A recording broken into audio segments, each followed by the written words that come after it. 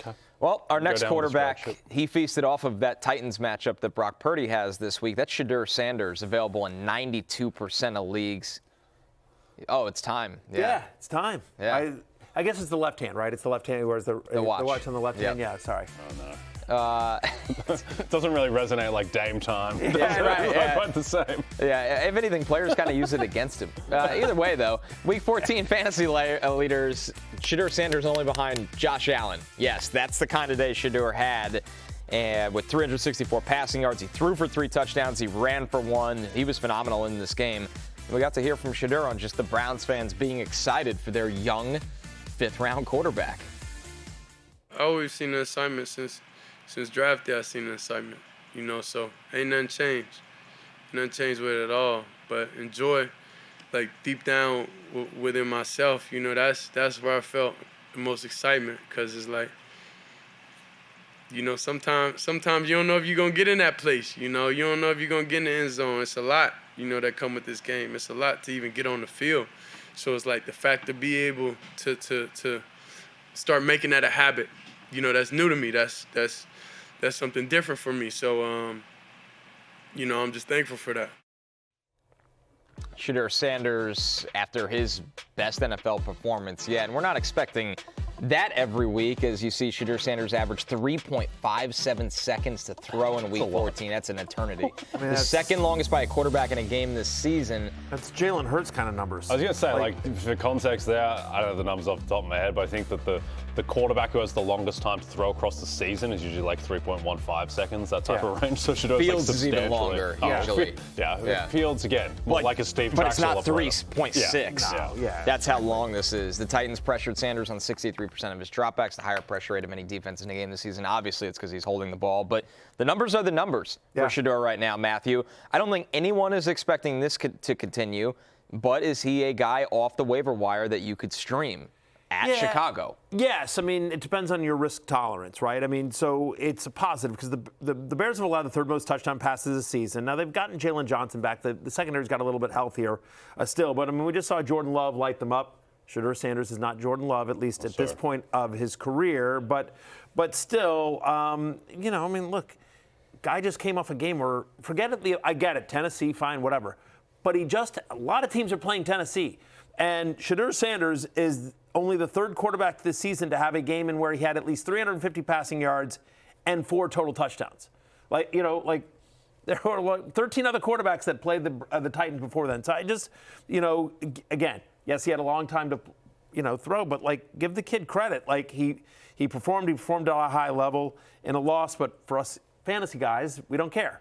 He put up points. So listen, playing at Chicago, especially in December, is dicey no matter what the Bears' record is. And this is a team coming off a loss to the Packers where they're going to be angry and they need this win. Yeah. So it is not without risk, Shedeur Sanders. This is high risk, high reward territory, but could you see some junk time? He's getting you some points with the legs.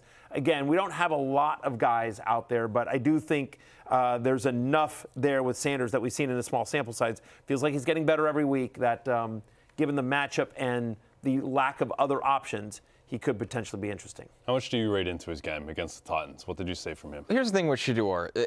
He's not as good as his biggest fans always paint him to be, and he's so much better than a 5th-round quarterback prospect. Right. He was a top 40 player for me, right? I like Shedeur Sanders as a pocket passer. I thought he was accurate. He's got a better arm than he gets credit for. He actually looks better as an athlete than I expected. I didn't think he was a great runner in college. He's running a little bit.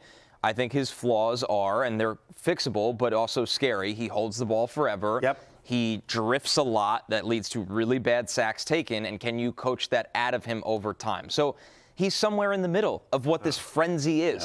Yeah. And that right now is a playable quarterback in fantasy, not an ideal starter. You'd have to be in a really, really bad pinch. But the Shedeur discourse is just so misguided on both sides. He's not as good as his biggest fans, but he's also not as bad as his biggest haters. You know what I mean? Not even close. Right, exactly. That's the thing. It's just if he was any other exact same skill set, exact same, tape that we saw, but he just had a different last name. You know what I mean? And just didn't, then I think the discourse around him is completely different. I think people are cheering him the way they're cheering for Tyler Shuck. And I think he's probably better than Tyler Shuck as a prospect, right? And so Anyway, that's... And both are playing pretty okay right they now. Are. That's the funny thing in all of this, despite all of the noise around Shedeur and, not, in my opinion, not enough noise around Shuck, who's doing some good things as well. Speaking of which, let's look at the deeper league waiver targets because he makes that cut, as does Marcus Mariota against the Giants. We already talked about Shedeur, but J.J. McCarthy coming off a 3-touchdown week. He's got Dallas. Bryce Young against the Saints. Saints defense playing quite well right now, by the way. Yep. That's a huge game for the Panthers, though.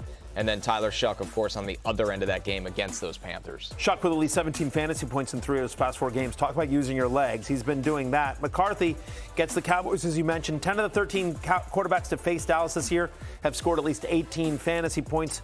Bryce Young, very quietly, has been a top 5 quarterback in 2 of the past 3 games. I agree with you. The Saints are playing better. And then, of course, at the top of that, you've got Marcus Mariota. We don't expect Jaden Daniels to play in the playoffs, Jay. We're sure? So, We're sure? God, good Lord, we're not. Who knows what my team is doing. But at the moment, the expectation, at least as of today, is I think Marcus Mariota starts against the Giants. If he does, it's certainly a favorable matchup as New York allows the second most fantasy points to opposing quarterbacks. And Mariota has been pretty good this year when he's gotten starts. All right, guys, let's go to... Mariota. Mariota. Yeah, it's not good. But that needs to go in the bin. We need to figure that out. As we look at the breaking news, this is, of course...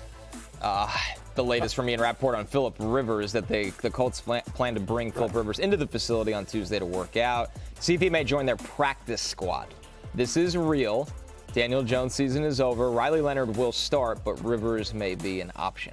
So this came out yesterday. Yeah, this isn't a breaking update. This is more of where things stand. Since come out, I think Jeremy Fowler said that he worked out last night for the Colts. Now everyone's weighing up their options. Stephen Holder said, who does a great job covering the Colts, he said not his sources, but just his lean is that the Colts want to do this, and it's more about Phil Rivers deciding whether, as a grandfather and a 44-year-old, whether he wants to, get hit by the Texans pass rush in Week 18, et cetera, et cetera. Look, the season has descended into farce for my Colts. 2 weeks ago, we were Jeff the favorite. Saturday coaching. We were the favorites to win the AFC 2 weeks ago. Now we're working out Phil Rivers. Riley Leonard has a grade 1 PCL sprain. Yeah. It is week to week.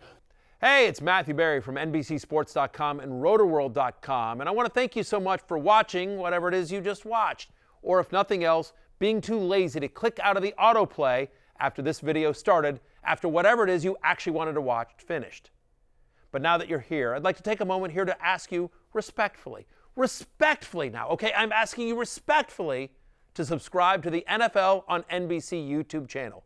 You'll get the latest RotoWorld fantasy news headlines, all sorts of great shows, including my own Fantasy Football Happy Hour. So go subscribe now. Again, I'm asking respectfully.